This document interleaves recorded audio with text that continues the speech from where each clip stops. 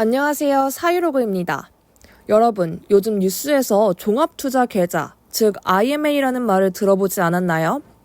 이름만 들으면 좀 어렵고 낯선 용어인데요. 근데 구조를 뜯어보면 원금은 지키면서 은행 예적금보다 높은 수익을 노리는 계좌라서 개인 투자자들 사이에서도 관심을 꽤 많이 받을 수밖에 없는 상품입니다. 특히 최근에는 금융당국이 제도가 생긴 지 8년 만에 한국투자증권과 미래에셋증권을 첫 번째 IMA 사업자로 지정하면서 드디어 개인이 가입할 수 있는 1호 상품이 다음 달 출시될 예정입니다. 오늘 영상에선 IMA가 도대체 무엇인지, 어떻게 원금을 보장하는지, 수익은 어느 정도 기대할 수 있는지, 어떤 리스크와 주의점이 있는지 등을 정리해 보겠습니다. IMA는 어떤 계좌일까요? IMA는 쉽게 말하면 기업금융특화 종합투자계좌입니다. 기존에 우리가 알고 있던 예금은 은행이 돈을 받아서 대출해주고 이자를 조금 나눠주는 제도잖아요.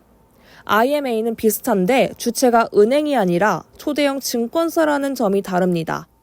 초대형 증권사가 투자자들한테서 돈을 모아서 기업 대출, 회사채, 부동산 인프라 투자 등 이런 곳에서 발생한 이익을 투자자에게 나눠주고 만기에는 원금을 돌려주는 구조입니다.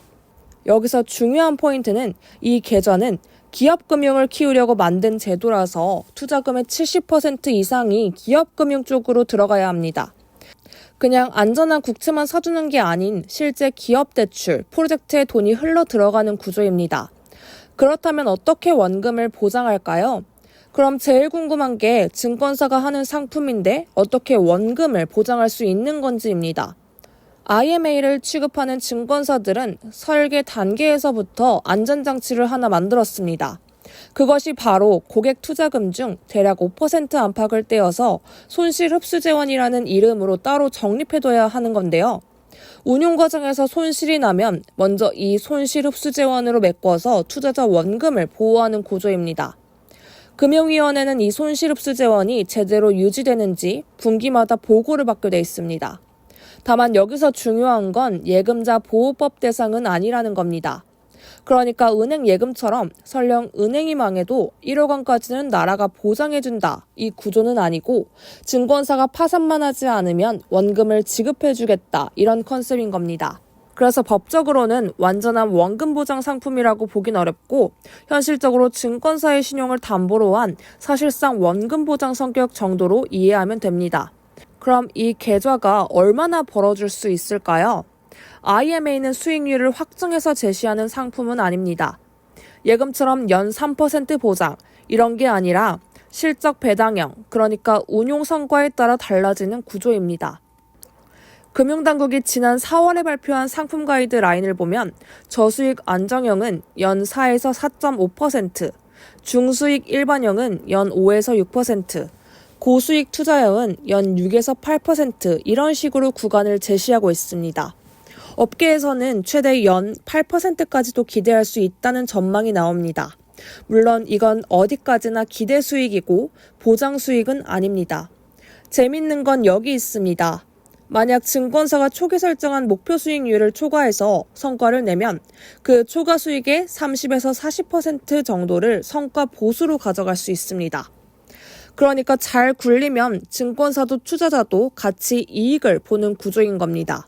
반대로 요즘 시중은행 예금금리가 3% 초반인 것을 생각하면 투자자 입장에선 예금보다 조금 더 위험을 감수하는 대신 중금리 이상 수익을 노려볼 수 있는 계좌가 될 수 있는 것이죠.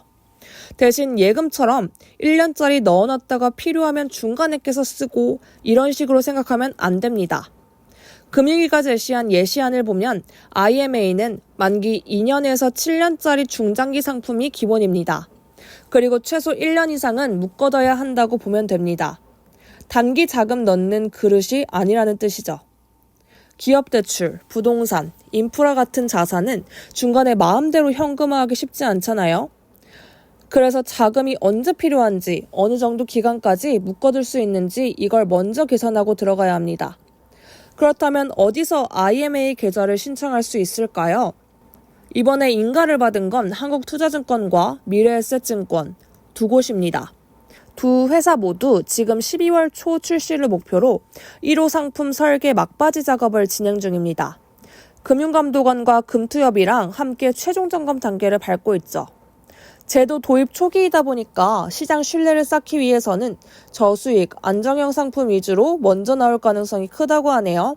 한국투자증권은 기업대출, 인수금융 등 원래 기관 투자자들만 들어갈 수 있던 자산에 개인도 참여할 수 있도록 열어주겠다는 입장이고, 미래에셋증권은 먼저 실적 배당형 IMA 1호 상품을 내고 이후에는 배당형, 프로젝트형, 그러니까 혁신성장 기업에 투자하는 상품으로 라인업을 넓히겠다는 계획을 냈습니다. 그렇다면 장점과 주의할 점은 무엇일까요?